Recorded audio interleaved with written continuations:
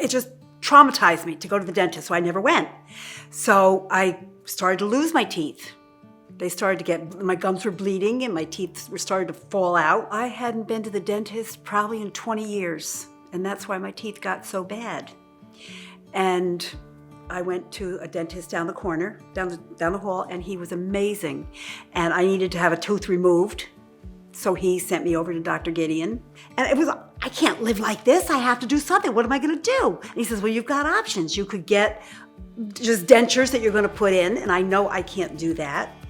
Or you can get implants. The first time I came in to talk to him about having all my bottom teeth removed, I cannot tell you how terrified I was. And he would hold your hand. When he talks to you, he'll hold your hand, and he just makes you feel so safe. And he walked me through the whole thing that we're going to take out all your teeth, and then we're going to go back in and we're going to put the implants in. And then you're going to have beautiful teeth and a beautiful smile again. He was just so calming. I don't want to hurt. I don't want the pain. And I did not feel anything. It was an unbelievable experience for what I'd had as a child. After your procedure, he calls you to make sure everything's okay.